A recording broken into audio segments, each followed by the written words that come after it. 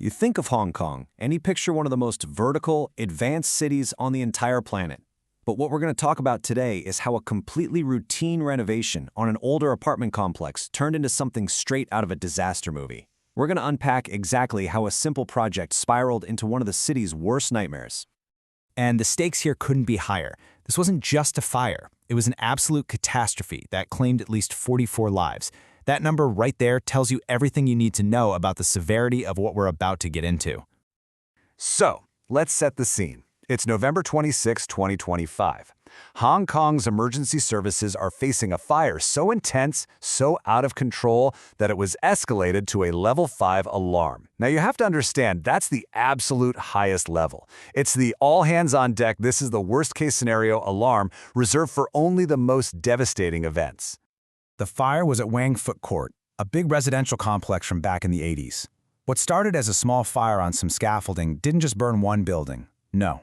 It spread, jumping from tower to tower, and in the end, it engulfed 7 of the 8 towers in the complex, trapping hundreds and hundreds of residents inside.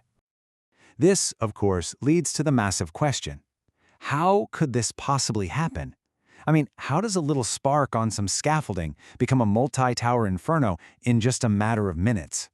To understand that, we have to look at the anatomy of this disaster. The speed here is just terrifying. Okay, look at this. The first call comes in at 2:51 in the afternoon. Just 5 minutes later, the first fire crews are on the scene, and the blaze is already getting out of hand. By 3:02, that's only 11 minutes after the first report, the flames have raced from the bottom all the way up to the 32nd floor roof. It was a vertical sprint that stunned even the most seasoned firefighters. Investigators pretty quickly found what they called a lethal combination of 3 things. Think of it like someone intentionally building the perfect bonfire. First, you have the kindling. Traditional bamboo scaffolding. You've basically wrapped the entire building in a giant, dry, wooden lattice. Second, the fuse. Cheap, non-fire retardant nylon netting that, when it burned, just melted and rained down flaming droplets. And third, the accelerant. Styrofoam panels they used to seal windows, which acted like gasoline, bringing that fire from the outside in. And the physics behind why it shot up so fast is really key. That little gap between the building and the scaffolding created a perfect chimney effect. Just like in a fireplace, as the fire burned, it created this massive updraft, sucking in all the oxygen from the city around it and just pulling the flames skyward at a horrifying speed. But the disaster wasn't just vertical. Oh no, it went sideways too. There were strong seasonal winds that day, and they literally ripped burning pieces of bamboo, netting, and styrofoam off the first tower and hurled them across to the others. This created a fire jumping event that ignited the scaffolding on the next building and the next, setting off a chain reaction that turned the whole complex into a death trap. Behind all the physics and the timelines, though, lies the part that really matters, the devastating human cost. This wasn't just a structure, it was a community, a home for hundreds of people, and this fire just tore it apart. The numbers are, well, they're just staggering. As of the day after the fire, we had 44 people confirmed dead. More than 60 were injured, many of them critically. An incredible 279 people were still missing or unaccounted for. And over 900 residents, they were homeless, just like that, overnight.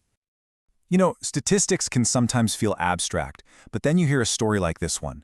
A 71-year-old man, standing on the street, just watching the towers burn, telling reporters that his paralyzed wife was still trapped inside, completely unable to escape. It's just a heartbreaking picture of utter helplessness. And so tragically, the building's own community became a fatal factor. Wang Foot Court was home to a large elderly population. For so many residents with mobility issues, trying to get down dozens of flights of dark, toxic, smoke-filled stairs, it was just an impossible task. And amidst all this tragedy, there was also immense bravery. We have to take a moment to honor the sacrifice of firefighter Ho Wei Ho. He was 37 years old, a 9-year veteran of the service. He ran into the danger that everyone else was running from, and he tragically lost his life in the line of duty. A true hero. So as the smoke finally began to clear, all of that grief quickly started turning into anger. This wasn't being seen as just an accident anymore. People started viewing it as a preventable tragedy, and it sparked a city-wide reckoning over who was to blame. Law enforcement's response was incredibly swift. 3 senior managers from the construction company, a firm called Prestige Construction, were arrested. And the charge wasn't minor. It was suspicion of manslaughter, with the key accusation being gross negligence in their choice of materials and safety protocols. And when you look at what the investigation found, it really tells a damning story. On one side, you have the highly flammable, cheap, cost-cutting materials that were actually used, and on the other, the safer, modern, fire-resistant alternatives that were available but were just ignored. It's a tale of two standards, a stark contrast between prioritizing profits and ensuring basic safety. But this points to a problem that's much bigger than just one company. The investigation peeled back the layers on a whole cascade of systemic failures. You've got outdated building codes that just haven't kept up with the city's growth. You have this massive, hugely expensive renovation contract that residents were already protesting over fears of bid rigging. And you have a clear pattern where economic pressures to do things cheap and fast were allowed to completely overrule fundamental safety. Each one was a link in a chain that led straight to this disaster.